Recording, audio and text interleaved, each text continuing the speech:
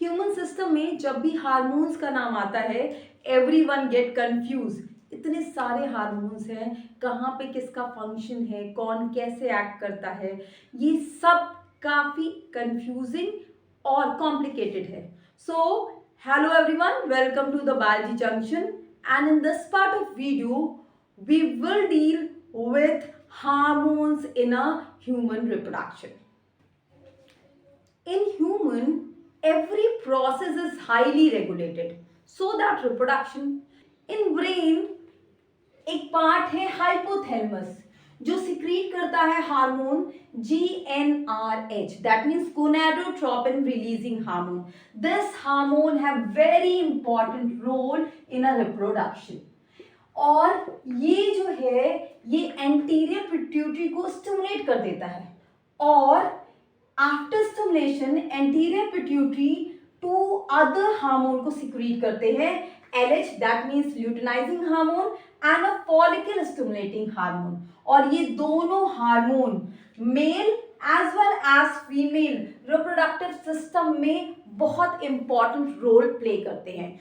In a male reproductive system GnRH hormone secrete होता है through a hypothalamus और ये हार्मोन GnRH एंटीरियर पिट्यूटरी को स्टिमुलेट करता है for the secretion of LH luteinizing hormone, जिसको इंटरस्टिशियल सेल स्टिमुलेटिंग हार्मोन भी कहते हैं, और FSH हार्मोन के सिक्रीशन के लिए. नाउ ये जो FSH और LH हार्मोन है ये टेस्टिस की सेल्स पे एक्ट करते हैं. So this is a cross section of testis. ये TS है और इसमें आपको याद होगा दिस इज सेमिनिफेरस ट्यूब्यूल और इसके अंदर ये जो सेल्स हैं these are the Sertoli cells जिनको नर्व सेल्स भी कहते थे.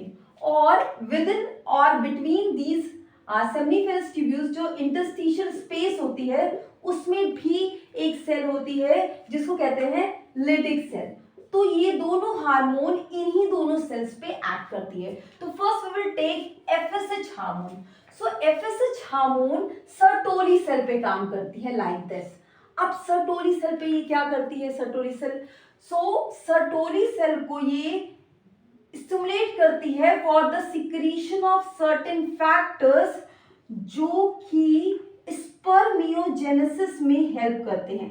स्पर्मियोजेनेसिस का मतलब होता है कि जब मियोसिस हो जाती है during the spermatogenesis, last phase में जब टोटल मियोसिस हो जाती है और स्पर्मेटिड बन जाते हैं, वो देखने में स्पर्म की तरह नहीं होते हैं, तो उनमें मेटामॉर्फोसिस होती है, वो जो है वो चेंज होते हैं और तब वो स्पर्म के फॉर्म में आते हैं. तो उस प्रोसेस को कहते हैं spermiogenesis.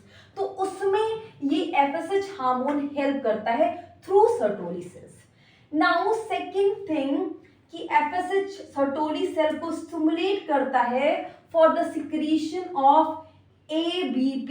ABP stand for androgen binding protein. और ये एंड्रोजन बाइंडिंग प्रोटीन जो है वो यहाँ पे रहते हैं. एंड्रोजन बाइंडिंग प्रोटीन ये जो है एंड्रोजन से बाइंड करती है and it help in total spermatogenesis process. तो इसके थ्रू स्पर्मेटोजेनेसिस प्रोसेस जो है वो अच्छे से होता है. नाउ अगर स्पर्मेटोजेनेसिस प्रोसेस हाई लेवल में होने लगा, मतलब ढेर सारे स्पर्म बनने लगे, सो उस कंडीशन में यही सर्टोली सेल एक हार्मोन सिक्रीट करते हैं that is called as inhibin. ये इनहिबिन हार्मोन जब एक्स्ट्रा स्पर्मेटोजेनेसिस होगा तब सिक्रीट होगा and this will negatively feedback the anterior pituitary. ये नेगेटिव फीडबैक देगा और इसकी वजह से क्या होगा, इसकी वजह से FSH का कंसंट्रेशन लो हो जाएगा और अब स्पर्मेटोजेनेसिस का प्रोसेस भी क्या हो जाएगा, वो भी लो हो जाएगा. तो दैट इज अ रेगुलेटरी वे कि अगर ज्यादा एनर्जी जा रही है यहाँ तो उसको कैसे मिनिमाइज किया जाए. सो टेक अ LH और ICSH हार्मोन. ये क्या करता है, ये काम करता है ये इंटरस्टिशियल लिटिक सेल पे. ये लिटिक सेल पे कौन काम करता है, LH या ICSH. ये क्या करता है, ये जो है इससे मेल रिप्रोडक्टिव हार्मोन एक्चुअल में मेल सेक्स हार्मोन जिसको जो है टेस्टोस्टेरॉन कहते हैं, उसको सिक्रीट कराता है. So that is also called as androgen. Androgen is a common word. और टेस्टोस्टेरॉन. नाउ दिस टेस्टोस्टेरॉन अगर ये एक्सेस में बन गया, मीन्स इसका रिलीज या इसका फॉर्मेशन भी ज्यादा हो गया, तो this excess testosterone anterior pituitary को नेगेटिवली रेगुलेट करता है, एज वेल एज ये हाइपोथैलेमस को भी नेगेटिवली रेगुलेट करता है. और वन मोर थिंग, जो ये टेस्टोस्टेरॉन या एंड्रोजन है, ये चूंकि एंड्रोजन बाइंडिंग प्रोटीन यहाँ पे बनी है, कहाँ पे, विद इन अ सेमनिफेरस ट्यूब्यूल, सर्टोलिसन ने बनाई है, तो टेस्टोस्टेरॉन उससे बाइंड करने के लिए वो आके यहाँ सेमनिफेरस ट्यूब्यूल में इकट्ठा हो जाता है. अब इकट्ठा होने से क्या हो जाता है, कंसंट्रेशन ऑफ टेस्टोस्टेरॉन, जो टेस्टोस्टेरॉन है इसका कंसंट्रेशन ये हाई हो गया, कहाँ, इस सेमनिफेरस ट्यूब्यूल में. और बिकॉज ऑफ दिस ये स्पर्मेटोजेनेसिस प्रोसेस को फेवर करता है. सो bye LH and FSH the entire male reproductive system is get regulated. Now take a female reproductive system case. In a female system, same hypothalamus GnRH को secrete करता है और इससे इसका लेवल थोड़ा हाई हो जाता है. एंड बिकॉज ऑफ दिस ये एंटीरियर पिट्यूटरी को भी स्टिमुलेट करता है, जिससे FSH और LH का लेवल भी थोड़ा हाई हो जाता है. Now this increase FSH level ये क्या करता है, ये ओवरी में जो ये फॉलिकल है इनकी ग्रोथ के लिए रिस्पॉन्सिबल होता है. तो इसकी वजह से फॉलिकुलर ग्रोथ होता है, यानी कि वो स्ट्रक्चर जिसके अंदर oocyte है या फीमेल गैमीट है, उस स्ट्रक्चर को और गैमीट के डेवलपमेंट को ये फेवर करता है.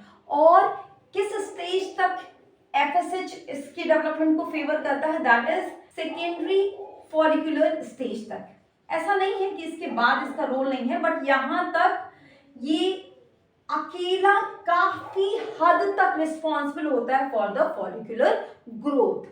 अब जब प्राइमोडियल फॉलिकल से प्राइमरी फॉलिकल, प्राइमरी फॉलिकल से सेकेंडरी फॉलिकल बनते हैं, तो यहाँ पे जो मेजर रोल होता है दैट इज ऑफ FSH, और लो लेवल में रोल होता है LH का. तो FSH ये प्राइमरी, सेकेंडरी और इवन जो आगे वाली फॉलिकल है, ये तीनों ये सिक्रीट करते हैं क्या, एक हार्मोन जिसका नाम है ईस्ट्रेडाइऑल हार्मोन या फीमेल सेक्स हार्मोन, जिसको और कहते हैं एस्ट्रोजन.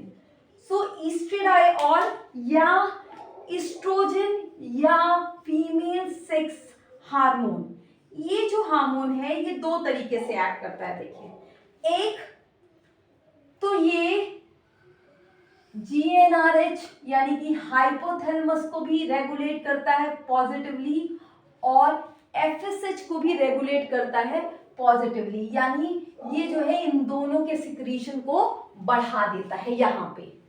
एंड सेकेंड जो है ये यूटरस में एक्ट करता है. कैसे एक्ट करता है, तो यूटरस में जो एंडोमेट्रियम की वॉल होती है, एंडोमेट्रियम वॉल की थिकनिंग को सपोर्ट करता है, जिससे कि अगर प्रेगनेंसी हो, दैट मीन्स अगर मेल और फीमेल गैमीट मिल जाए, फर्टिलाइजेशन हो जाए और प्रेगनेंसी कंटिन्यू हो, तो इम्प्लांटेशन के लिए बेड तैयार हो. So on the influence of this positive feedback of estradiol, GnRH का लेवल बढ़ जाता है और वो FSH और LH का लेवल भी बढ़ा देता है काफी टाइम्स, और इसे कहते हैं LH सर्ज.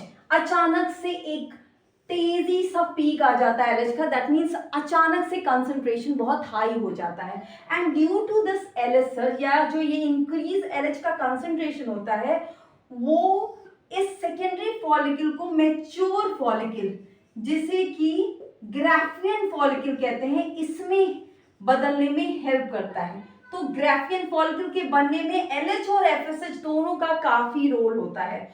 और due to this LH surge ovulation हो जाता है. ओव्यूलेशन यू ऑल नो कि मैच्योर फॉलिकल जो है वो ओवरी से निकल जाती है, नाउ आफ्टर ओव्यूलेशन, जब सेकेंडरी oocyte निकल जाता है फ्रॉम अ फॉलिकल, तो ये जो फॉलिकल है ये एक एंडोक्राइन स्ट्रक्चर बना लेती है जिसको कहते हैं कार्पस ल्यूटियम और सीएल। और ये जो है एंडोक्राइन स्ट्रक्चर है, तो ये भी हार्मोन सिक्रीट करती है। दो मेन हार्मोन सिक्रीट करती है, वन दैट इज एस्ट्रेडायोल, ये भी एस्ट्रेडायोल को सिक्रीट करती है, प्लस मेन हार्मोन जो इसका है दैट इज प्रोजेस्टेरॉन। देखिए, आपको जो फीमेल गैमीट जिस फॉर्म में चाहिए था जिससे कि फर्टिलाइजेशन हो पाए मेल गैमीट का, वो ओवरी से बाहर आ जाता है और through the movement fallopian tube में पहुंच जाता है फॉर द फर्टिलाइजेशन।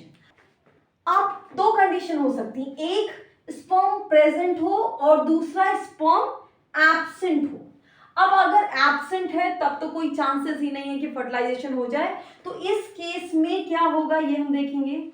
और दूसरा कंडीशन जिसमें स्पर्म प्रेजेंट है उसमें भी दो कंडीशन हो सकती हैं, एक कि फर्टिलाइजेशन प्रोसेस हो और दूसरा कि फर्टिलाइजेशन प्रोसेस ना हो। तो अगर फर्टिलाइजेशन प्रोसेस नहीं होगा तो उसका हार्मोनल इफेक्ट इसी की तरह होगा, जबकि अगर स्पर्म प्रेजेंट है, फर्टिलाइजेशन हो गया और प्रेगनेंसी हो गई, उस कंडीशन में क्या हार्मोनल इफेक्ट होंगे वो हम देखते हैं। तो फर्स्ट कंडीशन लेते हैं, जबकि स्पर्म प्रेजेंट नहीं है तो क्या होगा।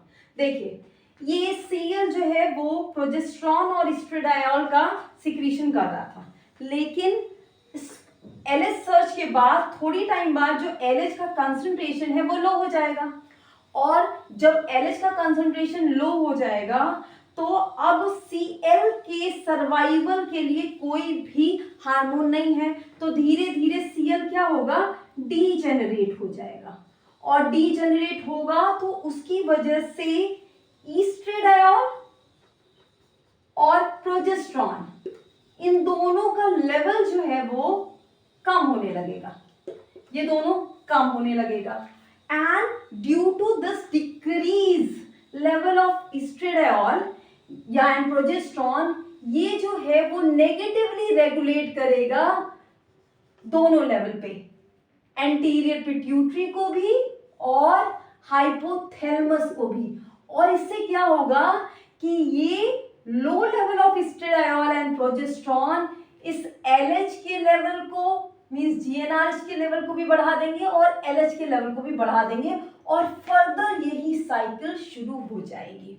इस साइकिल को कहते हैं menstrual cycle. Now what happened when there is a sperm और फर्टिलाइजेशन हो जाता है तो अगर स्पर्म प्रेजेंट है, फर्टिलाइजेशन हो गया, तो जब तक स्पर्म और ओवम का फर्टिलाइजेशन होता है उसके बाद वो डेवलपमेंटल स्टेज में होते हैं और एम्ब्रियो जो है वो इम्प्लांटेशन का प्रोसेस करता है, तब तक सीएल जो है वो ये एंडोमेट्रियम की वॉल को सपोर्ट करती है। वंस इम्प्लांटेशन डन हो जाता है, जब इम्प्लांटेशन होता है तो उस समय हार्मोन HCG सिक्रीट होता है। HCG stand for human chorionic gonadotropin hormone. ये हार्मोन बताता है कि प्रेगनेंसी हो गई है और तब ये सपोर्ट करता है सीएल के डेवलपमेंट को या ग्रोथ को।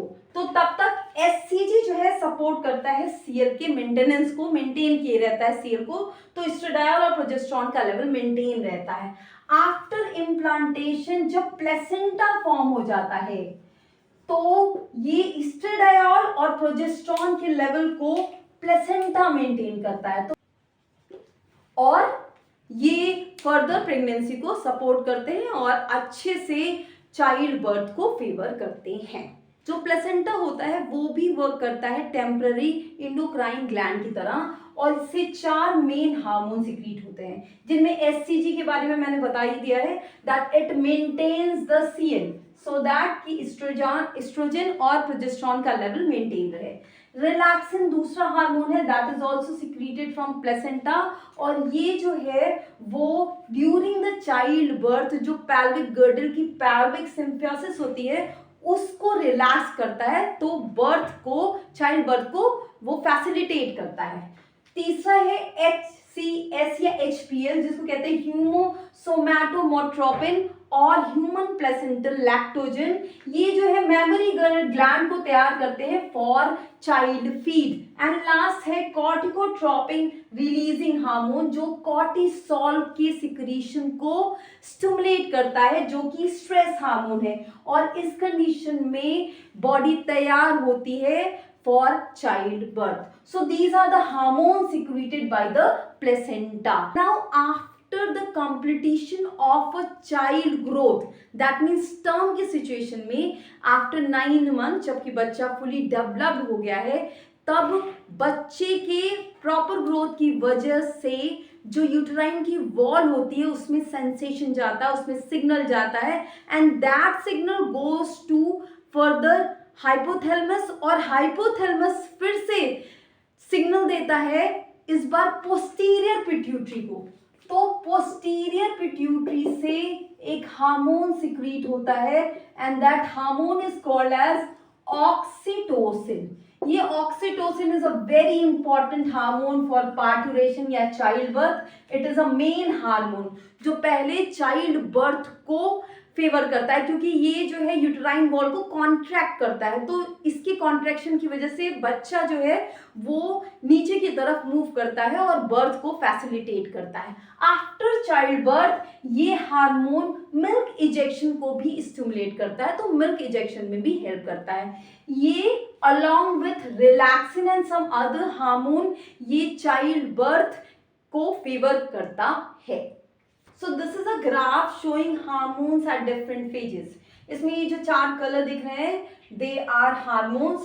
The black one is progesterone, the green one LH, blue one FSH and red one is estradiol.